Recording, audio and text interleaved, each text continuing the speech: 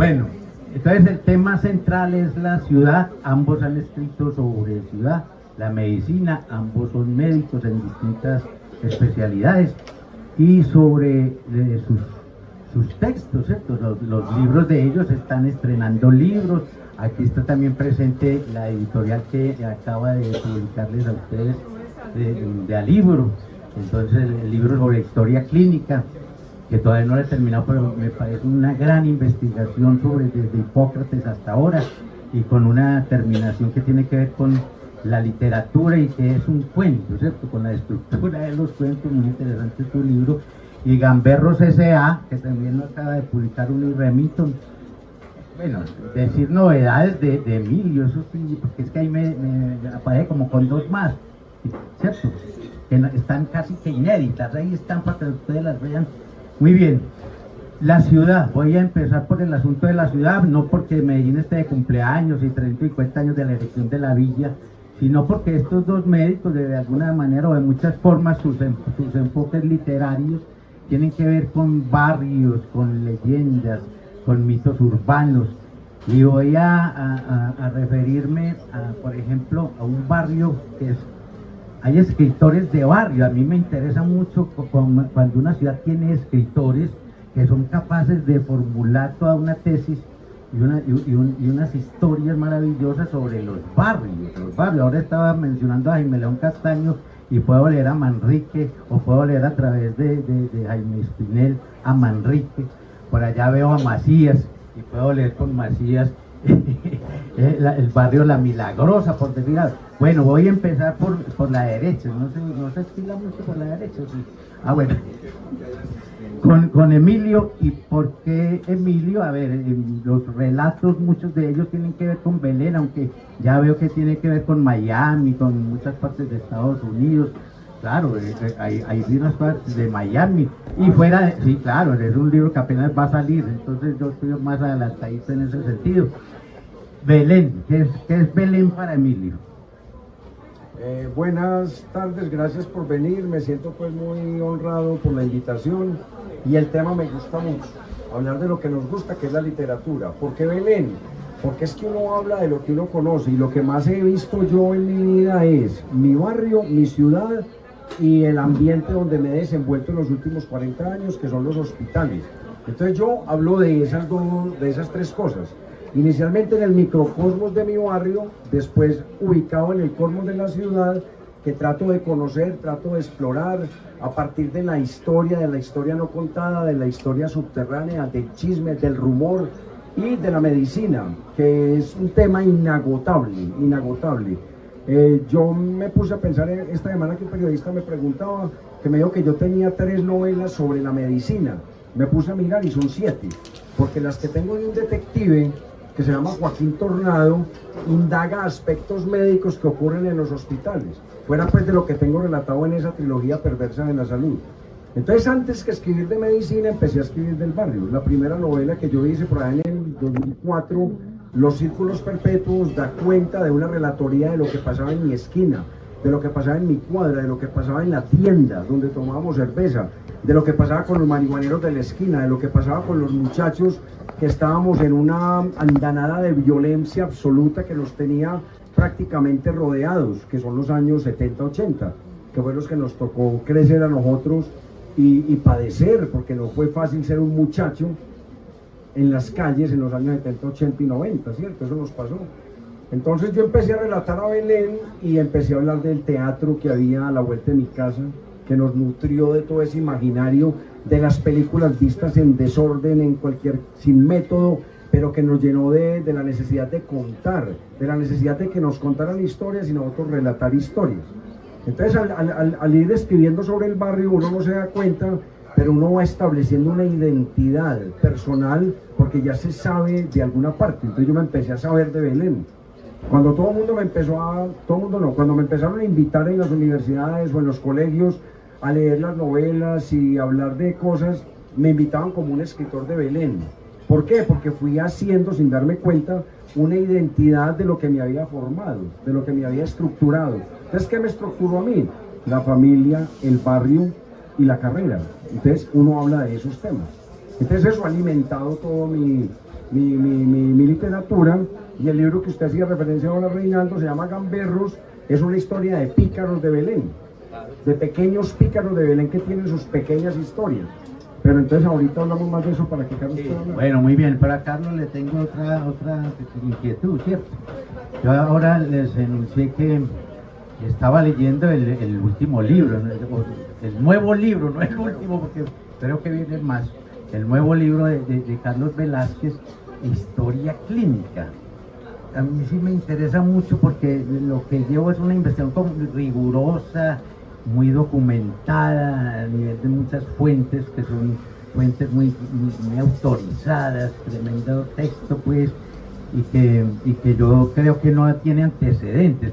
Para que nos hables un poco de por qué historia clínica, cuando uno frente a las historias clínicas, pues para nosotros que algo de historia estudiamos, las historias clínicas son una fuente absolutamente extraordinaria para revelar muchas cosas. Yo les hablo de la fuente porque yo estuve hace mucho tiempo buscando unas historias que tenían que ver con la mamá de Betsabe Espinal, que estuvo internada en el entonces manicomio pues de Bermejal, ¿cierto? De Bermejal, y encontré la historia clínica y hay una información tremenda sobre esa señora. Entonces, que la historia clínica ayer y hoy, es que eso es muy interesante, cómo ha evolucionado la historia clínica y por qué a vos como médico, por supuesto, te dio por escribir, como escritor además, eso de historia clínica. Bueno, yo quiero empezar por el principio. Usted hablaba de los médicos que escribían y quiero contar por qué hay tanto médico escritor antes de llegar a esa respuesta. Bueno, dale. Entonces, hay mucho médico escritor por varias razones. La primera es que los médicos estamos presentes en prácticamente toda emoción humana. El que tiene miedo, el que tiene dolor, el que tiene angustia, el que tiene esperanza, el que acaba de perder a la mamá y el que va a tener el bebé. Entonces, primero, nosotros estamos enfrentados a todas esas emociones. Segundo, un médico que atiende 30 pacientes al día o 20 pacientes al día tiene 20 historias para contar. Hay algunas profesiones que reciben mucha información. Los médicos, los abogados, los sacerdotes, los psicólogos, permanentemente le están contando historias. Nosotros los médicos recibimos esa historia, esa información, y a diferencia de los sacerdotes, nosotros sí la tenemos que escribir. Entonces, dentro de nuestra formación como médicos, también aprendemos, primero, averiguar el chisme completo. Me duele el estómago, averigüe el chisme completo, porque le está doliendo. Y segundo, nos enseñan a escribirlo de forma tal que quede tan organizado que otra persona pueda saber por qué fue el paciente al hospital. Eso me lleva a responder la pregunta de Reinaldo, y es, la historia clínica es igual que un cuento literario. Me refiero a que cuando un paciente llega al consultorio diciendo, me duele el estómago, ese es un cuento que está contado en la mitad. En literatura se llama in media res, o sea, en mitad del asunto. A mí como médico me toca averiguar todos los chismes posibles para averiguar por qué está la historia en ese nudo. Y me toca ayudar a escribir el mejor desenlace posible. Entonces, cuando en la universidad nos enseñaban a hacer historias clínicas, yo pensaba, venga, pues que eso es lo mismo que contar la historia de Caperucita, solamente que la estoy contando desde la mitad y me estoy retrocediendo para averiguar por qué terminó en la misma pieza con el lobo. Y tengo que buscar la mejor forma de terminar de escribir esa historia. Entonces yo creo que ahí, por eso fue que este libro partió de una invitación que me hicieron en un congreso iberoamericano de medicina narrativa en el 2016. Era un grupo de gente, eso era una cosa impresionante, gente de España, de México, del sur del continente, hablando de medicina y de literatura. Y yo dije, no, yo tengo que mostrar mi punto de vista de la historia clínica. Una historia clínica básicamente es eso, y de ahí surgió este libro. El libro trata de por qué nosotros contamos historias. Somos los únicos seres que contamos historias, somos capaces inclusive de contar cuál fue nuestro tatarabuelo, contar la historia de la tribu, o contar cómo fue la fundación, quién hizo al humano. Ningún animal hasta ahora lo ha podido contar, o por lo menos no que sepamos. El día que un perro sepa y cuente, entre los perros se encuentran en el parque y cuenten cómo fue la domesticación, nos metemos a la grande. Si ellos fueran capaces de contar la historia entre ellos. Entonces, el libro empieza partiendo de cómo fue el desarrollo del lenguaje hasta poder contar historias y hasta poder escribirlas.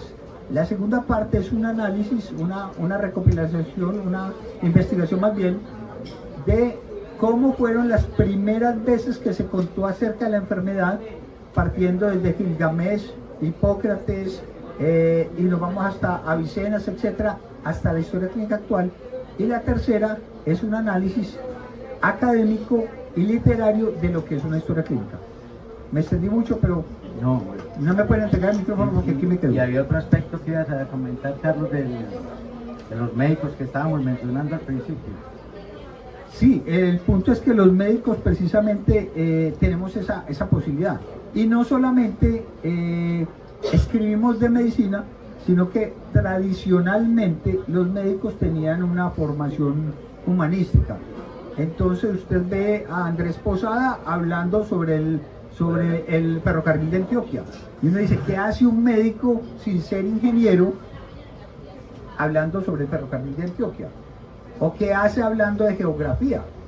Y es precisamente esa formación que siempre nos han dado nuestros profesores, a quien Emilio y yo estamos agradecidísimos, de hacernos ver que los humanos, que el paciente que llega con una enfermedad no es solamente un paciente, sino que es un ser humano que está en un montón de dimensiones que uno tiene que conocer también. Bueno, muy bien, volvemos entonces con Emilio. Yo no dije que era ginecólogo, además, cardiólogo, sos vos, ¿cierto? Epidemiólogo, por eso es que estás con la, ¿cómo se llama esto? La máscara de la... Eso tiene una historia tremenda, sí. esta máscara de la época de la peste. Bueno, muy bien.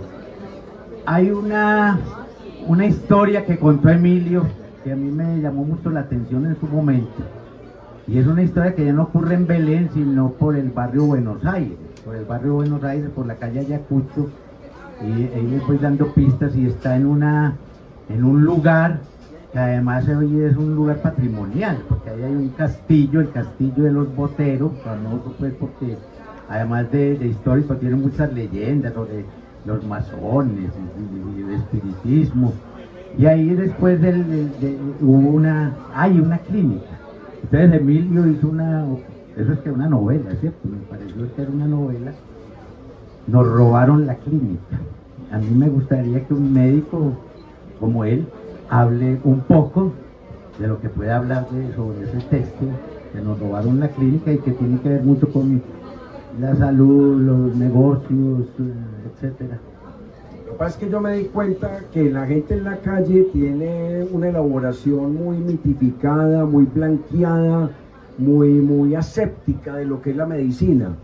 Pero los que estamos adentro vemos que de puertas para adentro hay un mundo que de pronto no se conoce, que es un mundo que no es tan limpio, que no es tan transparente, que tiene muchas cosas cuestionables y que desde el punto de vista narrativo tiene un profundo interés. Entonces yo empecé a recoger muchas de las historias que yo escuchaba o que yo vivía o que me fueron transmitidas en mi práctica de los últimos 40 años. Yo llevo 40 años metido en un hospital y no me había dado cuenta. Entonces eso es un imaginario impresionante que le alimenta a uno las ganas de contar. Cuando uno quiere contar, eso está lleno de ideas. ¿Qué tiene que hacer? Tener un equilibrio en la ética, tener un equilibrio en el respeto por el otro, pero también tener la sensibilidad para hacer la denuncia, cuando toque hacer la denuncia. Entonces la literatura plantea una posibilidad catártica de contar cosas para uno sanar un poquitico el espíritu, para uno cicatrizar ciertas heridas que tiene, y al mismo tiempo para entretener a la gente.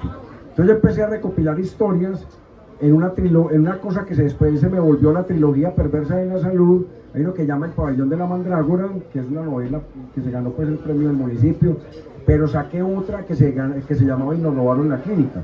Esa es muy interesante porque es una forma de denuncia social, porque en algún momento de la vida yo hice parte de una sociedad de médicos que nos unimos, 50 médicos, para hacer una clínica. y esa clínica resultó ser muy exitosa. La clínica empezó a crecer, a crecer, a crecer. Yo ya estaba muy entusiasmado con el proceso económico porque yo ya estaba mirando hasta un yate, pues, o sea, no chicanear, pero era muy buen negocio y era muy rentable, era un trabajo muy digno, era un trabajo que nos enriquecía. Y de un momento a otro pasaron 3 o 4 años de cierto estancamiento y de un momento a otro estábamos en la cochina olla, estábamos en la quiebra. Cuando nos pusimos a analizar el primer enfoque, porque estábamos en la quiebra, era la resignación cristiana. No, me fuimos de malas, hombre, no nos salieron las cosas, no, me la leí 100. Entonces uno habla más del político de turno, no, eso fue el hijo de tantas de tal el que nos quebró. Y empezamos primero a mirarlo desde esa perspectiva.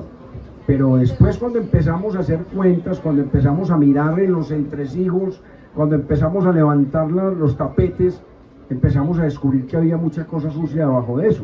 Y empezamos a detectar que había todo un movimiento económico y había todo un grupo económico que había comprado 15 clínicas en todo el país. Y hay una premisa que dice, cuando usted compra 15 clínicas de contado, tiene que haber algo sucio debajo de eso, detrás de eso. Nadie compra 15 clínicas así como así, simplemente por la bondad. No, son grupos económicos que no tienen corazón y que fue muy interesante. Yo entonces venía aplaudiéndolo. Yo hice una clínica, a mí me despojaron de la clínica, del pedazo de clínica que tenía, me tocó ser asalariado y jornalero el resto de vida, pero eso me permitió ser escritor, porque gracias a mi Dios me quebré. Yo descubrí que había destinado 15 años de mi vida a trabajar de 6 de la mañana a 10 de la noche y estaba muy arrancado y sin plata. Entonces dije, por este lado no es. Entonces me cambié de rumbo y me metí a la literatura, empecé a hacer libros, me gané algunos concursos, empecé a ponerle seriedad al oficio de escribir y empecé a contar, y uno de los temas que me salió fue ese. Entonces empecé a denunciar cómo de manera brillante todo un proceso de ingeniería económica, financiera, se apropió de la clínica, nos fue inflando un globo, nos hicieron elevar hasta cierto punto y nos soltaron para que nos quebráramos. Y de un momento a otro, una clínica que en su momento valía 20.000 millones de pesos, sin deuda, la vendimos por 8.000 millones de pesos con 13.000 millones de deuda por la deuda. Entonces la vendimos simplemente para que no nos metieran a la cárcel.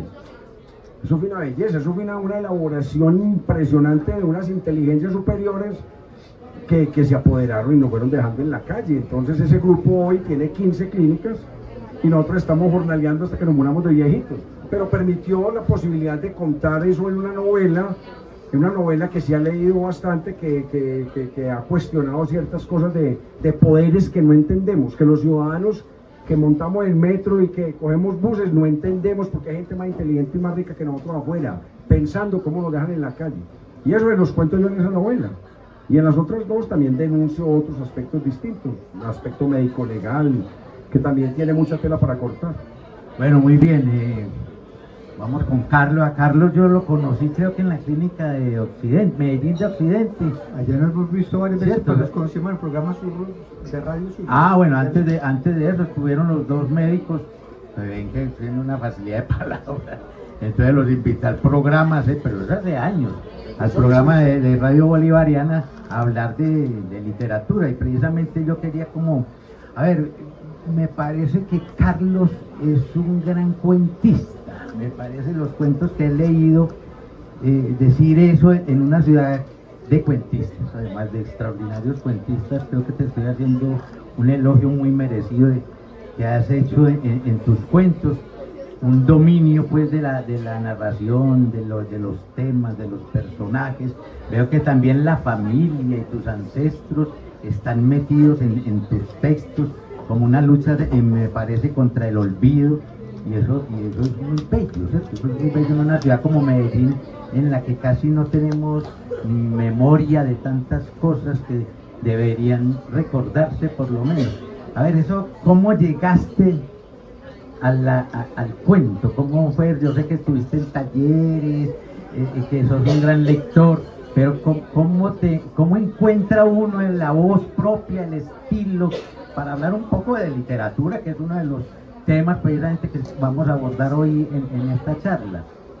A ver, precisamente en este libro hablo que todos los humanos tenemos la facilidad de contar historias. Es algo que viene genéticamente. De hecho, hay un gen en el cromosoma 7 que se llama el gen FOXP2 que permite que todos los humanos contemos historias. Y todos nosotros nos criamos oyendo historias del abuelo, de la mamá, del papá, del primo, etc. Y siempre nos reunimos en torno a historias. Tuve la fortuna de tener una familia que contaba historias, tenía 2 tíos médicos que eran grandes contadores de historias.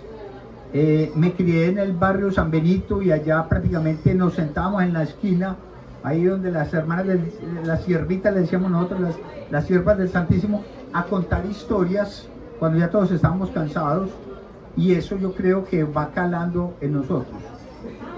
Yo empecé a contar historias desde los 6 años, empecé a escribir historias. Primero, inclusive mis compañeros de colegio me pedían que les diera fotocopias de las historias que yo contaba, y por allá una vez me dio encontré mi esposa una vez enmarcó, puso unos libritos, todas mis hojas las enmarcó, las empastó. Yo dije, qué bonito. Y una vez me encontré una forma de sacar un libro, uno lo mandaba el PDF y le sacaron el librito, saqué 5 para los amigos, sacame 10, 15, 20, más de 300 copias. Yo dije, ve, se puede escribir para los demás.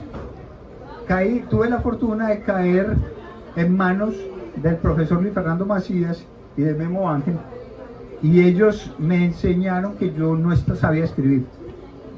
Y me dijeron, vea, corrija esto, mejore esto. Tuve compañeros que eran los primeros lectores.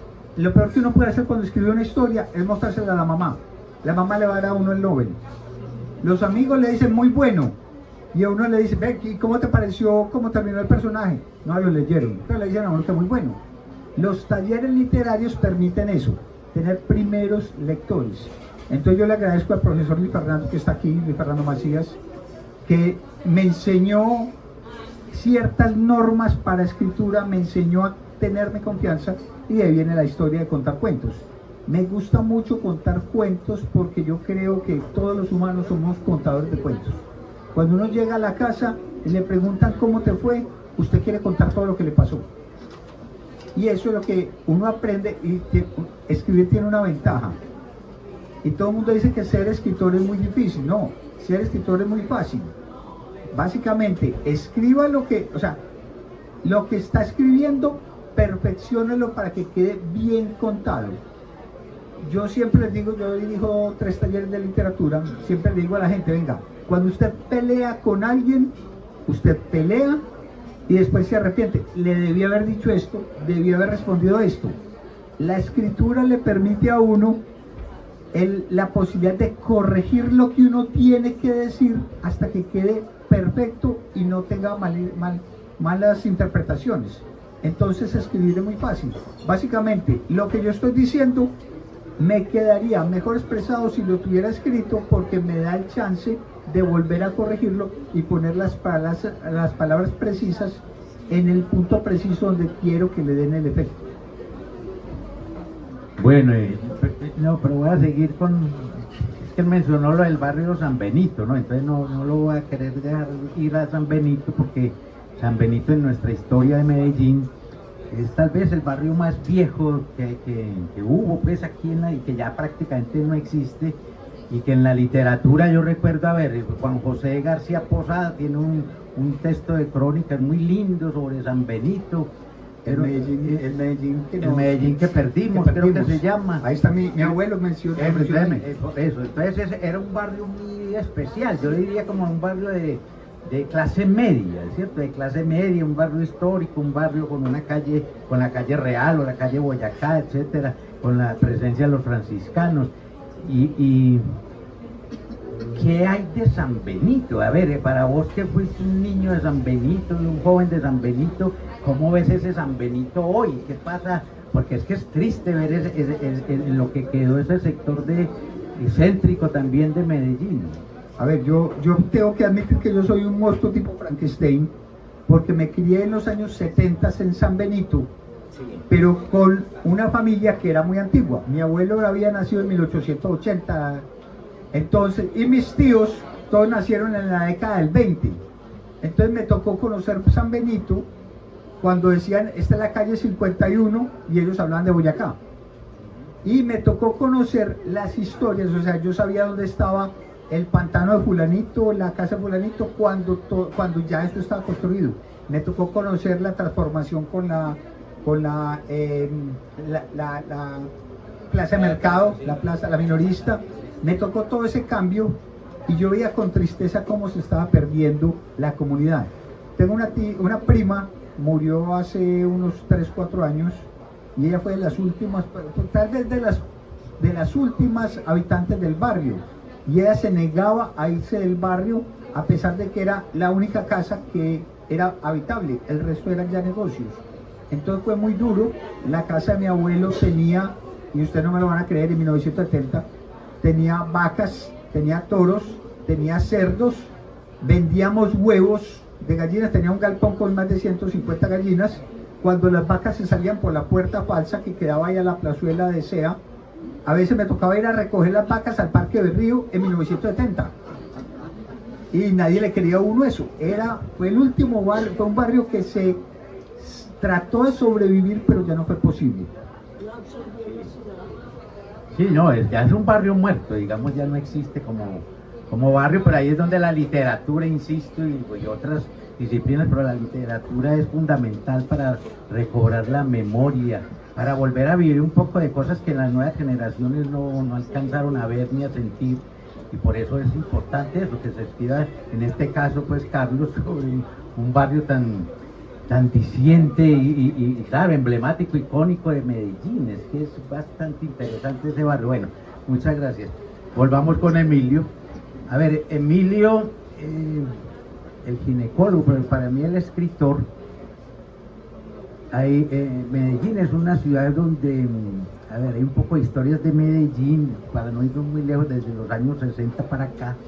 Entonces uno dice que crímenes en Medellín, entonces uno dice, porque había un periódico como Sucesos Sensacionales, que lo fundaron en 1955, pero que en los 60 y 70 llegó como a su máxima expresión, y era un periódico popular muy leído entre la gente.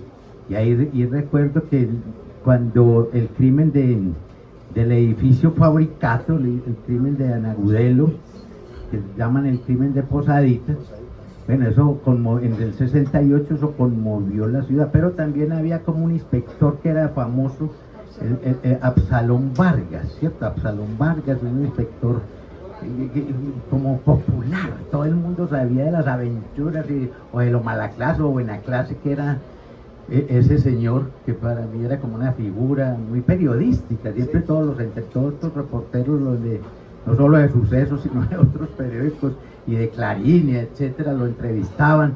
Bueno, los 60 y los 70, para no entrar todavía en los 80, porque muchos cuentos de Emilio y relatos de Emilio tienen que ir ya con los 80 y con una, digamos, nueva Medellín, con un quiebre que hubo en Medellín.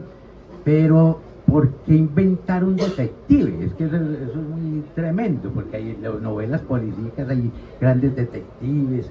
¿De dónde sale Joaquín Tornado? Es una pequeña historia que nos hagas aquí sobre el origen y desarrollo de este personaje.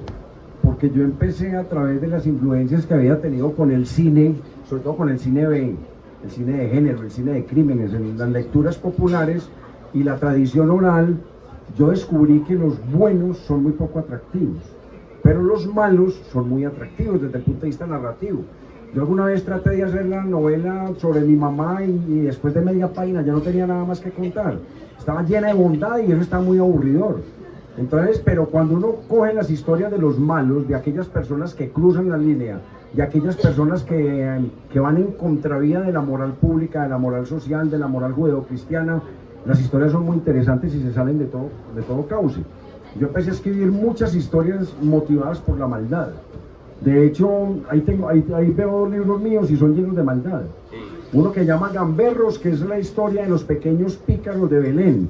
Yo empecé a ver que en las esquinas había seres llenos de fantasía y había seres llenos de ganas de contar, de ser malos, pero su propia mediocridad y su propia pequeñez no los dejaba. Cuando estaba chiquito yo me le volaba a mi mamá para mí ahí todo disimuladito, al lado de los marihuaneros, que son los mejores narradores orales que yo he escuchado, los de mi barrio de esa época, y contaban unas historias que yo quería ser como ellos, yo quería tener esas mujeres, porque es que el de menos había salido con Sofía Loren, que era el símbolo sexual de la época, que la había conocido en Cartagena y que habían tenido un romance, entonces yo quería ser como ellos. Entonces descubrí que eran pequeños seres humanos perdedores, pero con una fantasía y una capacidad oral y una capacidad de relato absolutamente vinculante. Entonces yo empecé a recoger historias de ellos y descubrí que todavía me producían algunas sensaciones muy interesantes, me producían risa, me producían asombro y me producían sentimientos de inconformidad, me sacudían. Entonces dije, los personajes malos son muy recuperables, entonces empecé a escribir muchísimas historias de malos.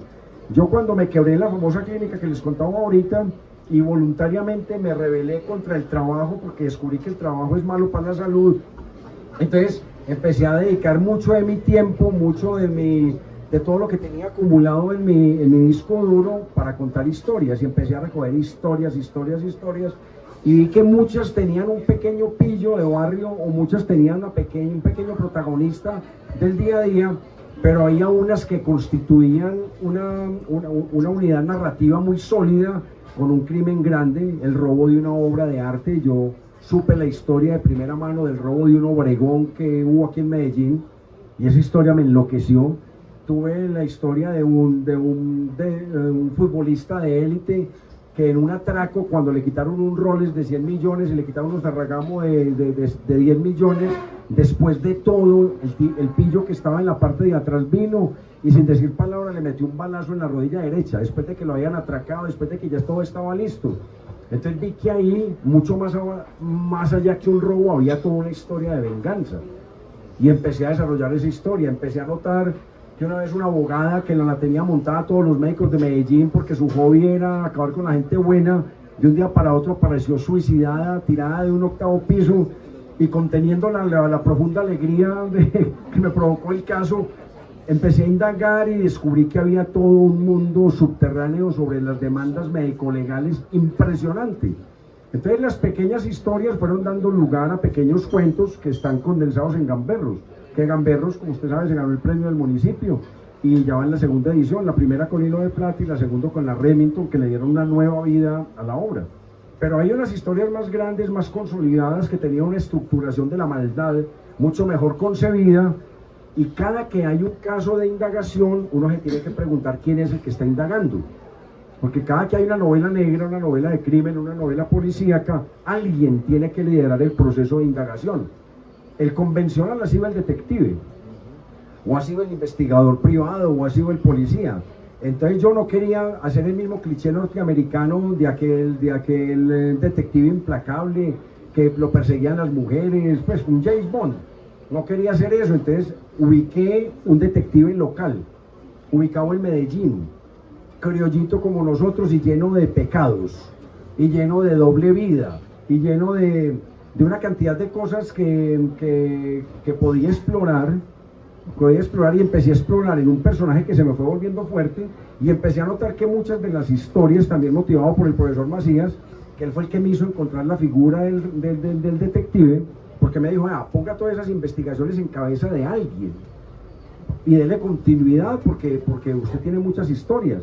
Y descubrí que cuando las empecé a organizar y a escribir, fueron saliendo algo que en este momento son 10 novelas, ya van 10 novelas de Tornado, de las cuales se han publicado 8, y el personaje ha ido creciendo conmigo, y el personaje cada vez lo conozco más, y los amigos que lo rodean, todo ese grupo de investigadores de su combo, son muy divertidos, están llenos de una vida propia, y Tornado está lleno de claroscuros, tiene mucha habilidad y mucha intuición como investigador, pero está lleno de debilidades, está lleno de sufrimiento, está lleno de angustias que a veces lo meten en su propio infierno, y él sigue investigando.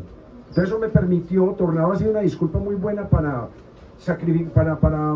curar muchos de mis monstruos interiores, porque cosas que yo no puedo admitir en público, le echo la culpa a Tornado. Es una forma de contar la ciudad, es una forma de narrar lo que pasa en el centro. lo que pasa en esos antros de prostitución, lo que pasa en los antros de vicio, lo que pasa con los seguros médicos, lo que pasa con la doble vida de mucha gente bien pensante que de día es una y de noche es otra. Eso me permite contar toda esa ciudad que ruge bajo nuestros pies y que no conocemos bien, pero que uno con un personaje puede explorar a profundidad y contar cosas que los historiadores no pueden contar porque no tienen el rigor, el rigor del dato. En cambio el novelista simplemente lo inventa y no me pueden demandar porque le cambio el nombre. Se llamaba Hernando, lo pongo Fernando, no paga nada. Y si es Hospitaleta lo pongo no con S sino con E, y ahí queda bien disimulado. Entonces es eso, es una disculpa para contar la ciudad, para explorar el género humano, para explorar las cosas buenas y malas de las personas, para contar historias de entretenimiento y para explorar la ciudad y para hablar de lo que yo he tratado de conocer, que es el barrio, la ciudad y el aspecto médico. Bueno, volvamos, cambio de frente, entonces volvamos a Carlos. A ver, la literatura occidental, digámoslo así, aunque es un atrevimiento, empieza con que prácticamente hay una peste al principio, pues hay una peste, hablan de la Ilíada. Después uno sigue buscando y hay más pestes en Florencia, ¿cierto? Su amigo Boccaccio nos deja pues toda una gran crónica del Decamerón. Daniel Defoe, que era además un gran periodista, un gran escritor, también habla de una peste, ¿no? Muchos hablan de la peste. Yo quiero, a ver, en Medellín, pues vos que estabas al frente de todo esto, en la época de la pandemia, ¿cómo es ese trabajo? Pues, porque eso es tremendo. Yo no me imaginaba cómo los médicos, en caso que sos especializado en eso de la epidemiología y todo esto, y que hoy nos trajiste este asunto, pues que tiene uno que remitirse a todas esas viejas pestes, a la peste bubónica. ¿Cómo fue Medellín en ese momento, pues, digamos, de intensidad, en un momento de climas, en un momento triste, dramático? Y cómo eso lo poder volver literatura también, no solo la medicina, sino que a través de la medicina y de experimentar directamente un poco de cosas que para nosotros los mortales no es posible, pues estar metido en una unidad de cuidados intensivos, etcétera. ¿Cómo afecta eso a un médico escritor? Yo creo que es una fuente importante de historias para contar, pero también hay que tener en cuenta que no solamente afectó a los médicos, sino a toda la población. En los talleres uno veía que todo el mundo quería hablar de peste, todo el mundo quería hablar de pandemia. O sea, y el problema con esto es que la peste no es lo grave, el problema es el miedo es lo que nos mata. Tengo por ahí un cuento, no sé si de pronto ahorita me da un chancecito de contarlo, muy cortico sobre la peste. Con ese me gané un premio precisamente en plena pandemia. Escribí un texto que se llama El Nuevo Decamerón y fue ganador en la gobernación de Antioquia, precisamente hablando sobre el miedo a la muerte. En Medellín ha habido muchas epidemias. Recuerdo una, por ejemplo, gravísima que ocurrió con el hijo de Carlos Coriolano Amador, José María. José María llegó en 1924-25, llegó de Europa, llegó enfermo, se acaba de casar con su mujer, con Sofía, y vino muy enfermo, y un médico, tenemos los registros, le recomendó bañarse en leche. Entonces le llenaban la piscina de leche y él se metía ahí, y cuando soltaban la piscina para que la leche saliera, más de 30.000 personas en Medellín se enfermaron porque iban a recoger la leche que estaba saliendo de la piscina de Carlos Coriolano Amador. Entonces nosotros tenemos toda ciudad, tarde que temprano, tiene su epidemia. El problema con la epidemia, nosotros los médicos, tuve varios compañeros, varios amigos muertos por la pandemia, mientras que mucha gente nos aplaudía, había otra gente que decía que eso no existía, y el problema es que tenemos un severo problema de desinformación.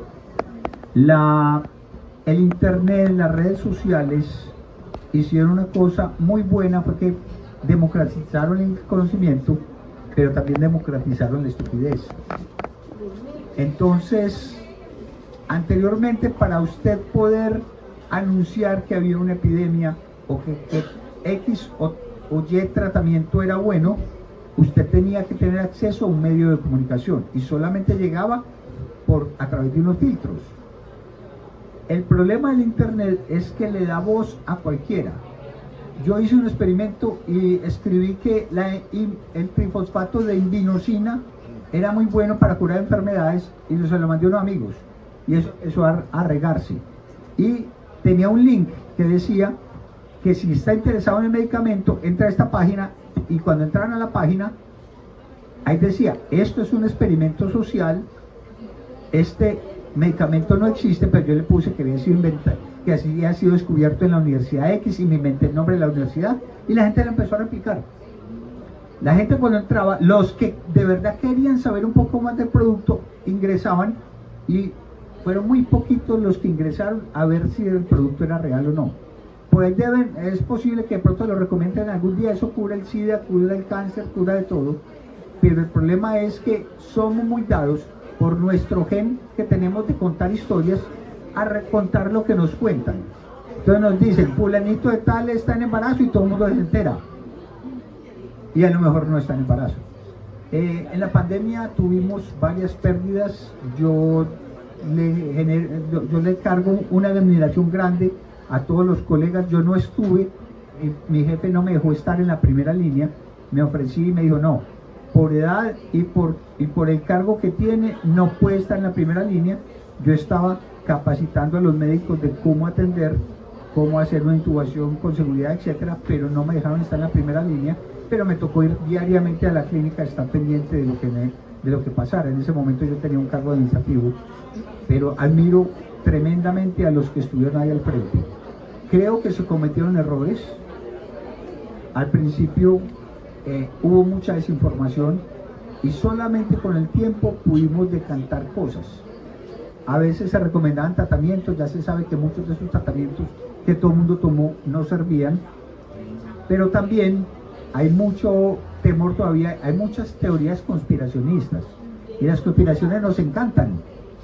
Entonces tengo un compañero que está deprimido porque había un chip de la vacuna y los extraterrestres nos iban a rescatar en el 2023 a los que no se hubieran puesto la vacuna, y él está esperando todavía que lleguen por él a rescatarlo porque está en medio de un montón de gente que tiene un chip a los que nos pusieron la vacuna.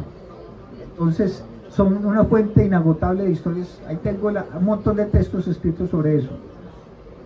Bueno, qué interesante eso. A ver si me dan Bueno, ¿cuánto?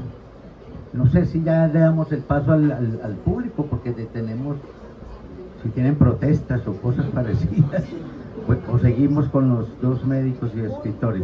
Bueno, entonces, esta podría ser como para ir cerrando la primera parte. A ver, entonces ahora te anuncié que en los 80 hubo un quiebre en Medellín muy tremendo, y que cambia la cultura, cambia todo, cambia hasta la infraestructura, bueno, y la forma de ser de los medellinenses, y la emergencia esa, pues, de los carteles y las mafias, y ahora estaban hablando, pues, de los pistoleros y los marihuaneros, que eso ya es muy viejo aquí en Medellín, y que el Camaján, tenés algunas cosas sobre Camajanes también. ¿Cómo los 80, Emilio, cómo mira eso? Porque a ver, en Belén, digamos, en Belén hubo muchas expresiones de la cosa de la mafia, yo recuerdo en barrios, incluso en barrios tan queridos como San Bernardo, hubo cosas terribles también, además que ya estaba una organización legal, que hacía cosas también a veces ilegales, como el F2 en San Bernardo, etcétera. Lo que quiero saber es cómo te afectó los 80s, y cómo para tu literatura tomaste materiales, documentaste esa época, a través no solo del detective, sino de todas esas crónicas que vos tenés de tu territorio, Belén y otras partes de Medellín. Uno definitivamente se alimenta de todo lo que le va pasando en la vida. Los 80 nosotros estábamos en un pequeño, digamos un gueto en Belén, que era el barrio Granada. En el barrio Granada, mi generación, fueron muy poquiticos los que mataron o se afiliaron a la mafia o fueron mafiosos. Yo no quise nunca ser mafioso. No, puede que si me hubieran intentado de pronto hubiera caído, no sé, no puedo decir que no. Pero no tuve esa tentación porque en mi barrio no hubo lavaperros, no hubo mulas, no hubo traquetos ni grandes ni chiquitos, era un barrio camellador. En mi barrio ninguno éramos huerfanitos, todos éramos hijos de 2 papás y 2 mamás. Después estábamos en un núcleo familiar, casi todos los de mi cuadra somos profesionales, casi todos, como que fuimos muy normales, muy clase media, pero escuchábamos mucho y oíamos mucho y la ciudad nos permeó de todo ese tipo de cosas. Entonces, por ejemplo, yo, como nuestro ambiente microcósmico era sano, uno se iba mucho a escuchar historias y escuchábamos muchas historias. De hecho, las primeras novelas mías, una que se llama La milonga del bandido, otra que se llama ¿Qué me queda de ti si no el olvido?, otra que se llama Los círculos perpetuos, todas esas son historias recogidas a través de la tradición oral de los amigos que contaban cosas. A mí también me quedó un libro, incluso después, ya mucho más adulto por supuesto de la pandemia, me quedó un libro hecho por esta editorial, por Gramata, que se llama Un hombre solo y mal acompañado, que es una historia humorístico, burlona, de un tipo neurótico enfrentando la pandemia, porque lo primero que le pasa en la primera página cuando sale en la unidad, que él no estaba en la unidad desde hacía 10 años porque estaba metido en una oficina, trabajo adicto toda la vida, fue que llegó a la unidad y vio que todo el mundo sacaba los perros y lo primero que le pasa fue que pisó una caca de perro y eso lo volvió a ser un asesino en serie de perros. Se volvió un neurótico total.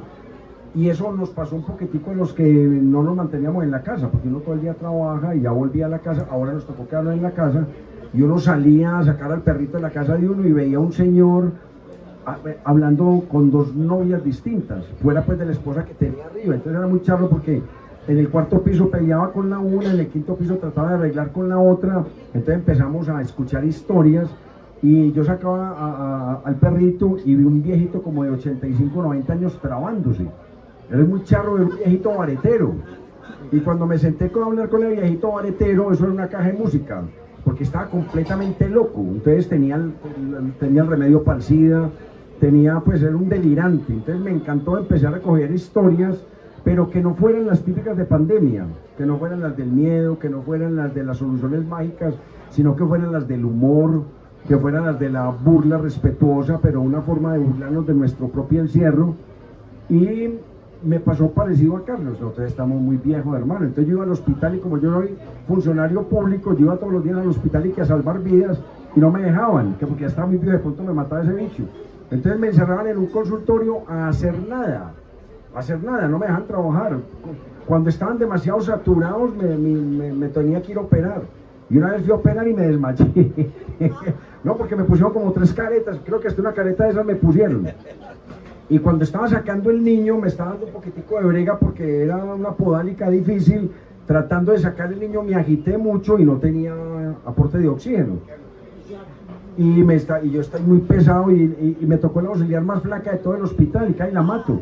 Porque ella por agarrarme, entonces yo dije, yo no vuelvo a operar aquí, échenme o lo que sea, pues yo no voy a hacer matar de esto.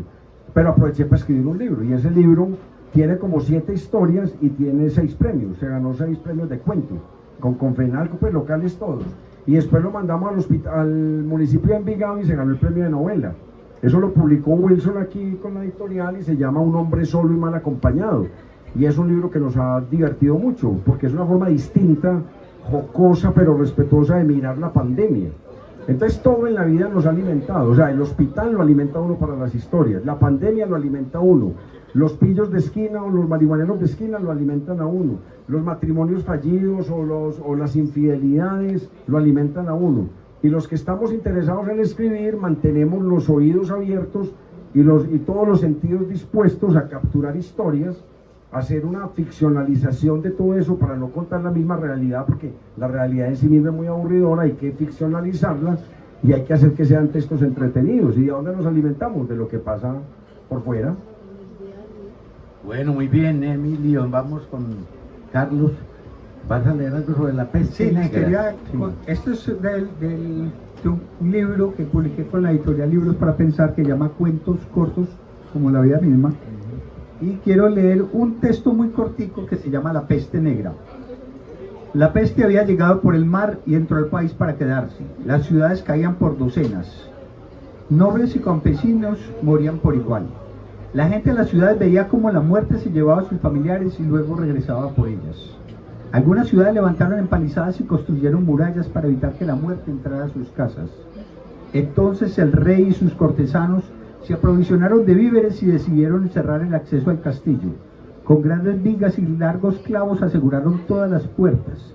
La madera de las mesas sirvió para tapar cualquier ventana al exterior. No dejaron ningún resquicio por donde pudiera entrar la muerte. Adentro, iluminados con velas y antorchas, el rey y sus cortesanos comenzaron a bailar, a beber y comer hasta hartarse, convencidos de que la muerte no podía entrar al castillo. Después de unas semanas, la alegría se volvió aburrimiento. A los primeros días de desenfreno siguieron otros de tedio y tristeza. Estaban cansados de sentirse encerrados. Todos murieron adentro. Sin embargo, la muerte nunca entró al castillo. Por una rendija, sin que nadie se diera cuenta, se les había escapado la vida. Muy bien. Bueno, tiene vocación de Edgar Allan Poe, no sé, algo bueno. La muerte roja, la muerte roja se aparece. La máscara roja, sí. Sí, tremendo relato, hombre, Carlos. Bueno, para ir cerrando las preguntas, por lo menos mías, y abrir las de ustedes, a ver, danos unos adelantos de algunas de tus obras que vienen, porque pues si están en el mismo ritmo de Emilio, pues son muchas obras las que... En este momento con Bolivariana estoy negociando una colección de cuentos, unos cuentos muy interesantes. En este momento pues apenas estamos en negociaciones, porque estamos mirando las condiciones en que va a ser enviado. Estoy escribiendo una novela sobre la historia de Medellín. No sé si se han dado cuenta que casi todas las partes feas de la ciudad están al norte. O sea, el manicomio es al norte, el basurero es al norte, casi todo es al norte. Entonces yo me inventé una conspiración que viene desde la época de Gaspar de Rodas, en la cual todo se manda al norte. La película, el libro también habla de la eutanasia y es un médico detective también, volvemos a los detectives, un médico detective que está investigando la muerte de un amigo que es un periodista que está intentando averiguar sobre este problema del norte y lo matan, pero lo matan de la forma más extraña posible. Existe una empresa que se llama Suicidios Inc., que se encarga de ofrecer suicidios a domicilio para el que no le aceptan la eutanasia. Entonces es una mezcla muy rara porque es una novela detectivesca, tiene que ver con las ventajas o las desventajas, la parte ética de la eutanasia, y tiene que ver con la historia de Medellín. Hasta ahora van cerca de 70 capítulos, va por ahí un 90% de elaboración. Después de eso estamos ya expectantes para leer. ¿Cuántas páginas llevas hasta ahora? Van más o menos unas 200 páginas. Muy bien. Bueno, y Emilio también tiene, todos los días saca una obra maravillosa. Pero por ahí tenés otra, porque sí. Granma te acaba de publicar, ¿cierto? Granma te acaba de publicar este. Eso es, bueno, es promocionate, a ver. Bueno, señor, ya que me di.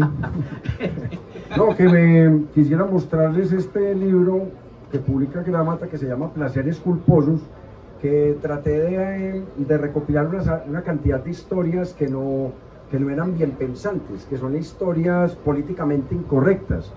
Entonces, porque quería decir, pero yo no he hecho y no dale gusto a todo mundo cada que escribo, entonces la novela de entretenimiento, la novela para que caerle bien a todo mundo, no, más una cosa que incomode, una cosa que aburra, entonces, que aburra no, pero que incomode.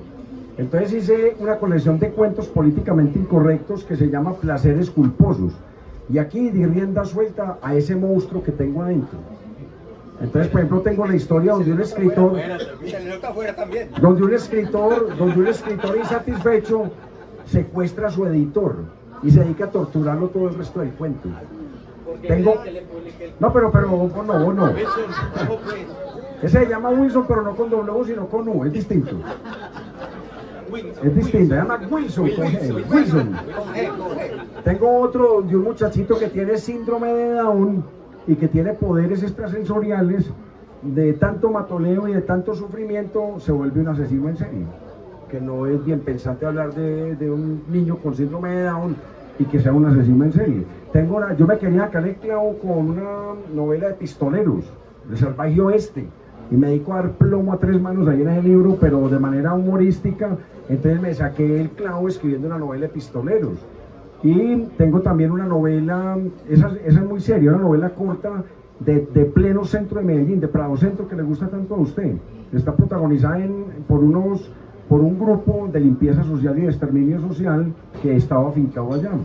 Y también tiene que ver con el taller literario de Asmedas, que queda allá en ese palacio grande que hay allá enseguida, ¿cierto?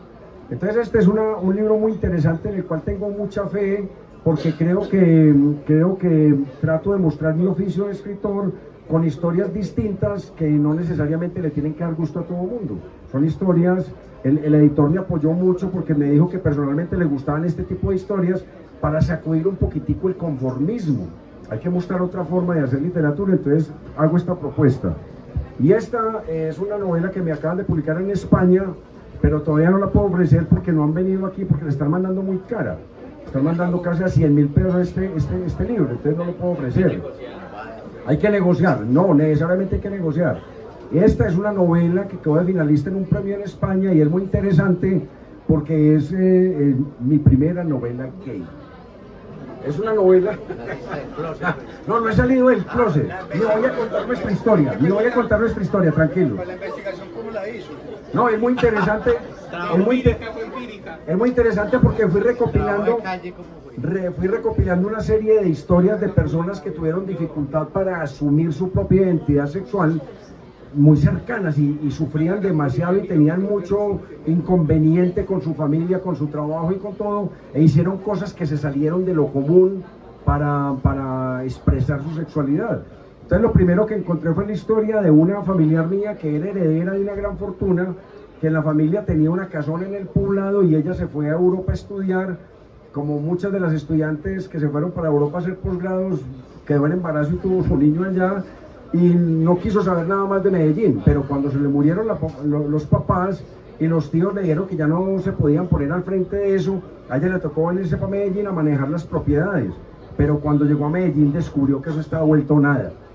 Las sucesiones debían millones de pesos en impuestos, debían una cantidad de cosas y ella no lo pudo vender por los problemas que tenía, no tenía plata. Entonces llamó a un viejo tío suyo, un viejo decadente, de esos, lo que nosotros llamamos cacorro viejo, ya venido a menos, y él dijo: tengo la mejor idea para ti, la tengo, el sueño de mi vida, hagamos un poteadero de lujo. Y entonces convenció a esta muchacha de que fundaran un lupanar de lujo, una casa de citas de lujo en los años 80, que fue una cosa exitosísima aquí en el poblado, oculta, que trataba de darle gusto a toda la gente que tenía una doble vida y que quería asumir sus propios pecados al oculto, y encontraron el nicho perfecto porque no daban abasto. Pero esa vida no es gratuita y tiene efectos secundarios muy grandes, y esta pelada empezó en un declive y en una decadencia de drogadicción y se metió en todos los problemas del mundo. Al mismo tiempo, el protagonista, que es Ernesto, esto se llama Asedios a la memoria de Ernesto, estaba haciendo su tesis de grado de psicología y estaba haciendo su práctica en la cárcel. Y en la cárcel empezó a conocer y tenía su novia, que es la narradora, que es Amantita, y empieza a conocer una cantidad de personajes y se empieza a sentir muy incómodo, porque lo primero que le pasa es entrevista a uno de los malos del patio, a los caciques del patio, y empieza a sentir que está muy incómodo con él porque descubre que le atrae. Esa maldad de ese tipo, ese poder, esa masculinidad tóxica, y siente que le repele, pero que quiere estar todo el día al lado de él. Y el asesor de tesis de él se la pilla y descubre que hay una persona susceptible de abordar, que él era homosexual, y lo aborda y eso vuela al sexo.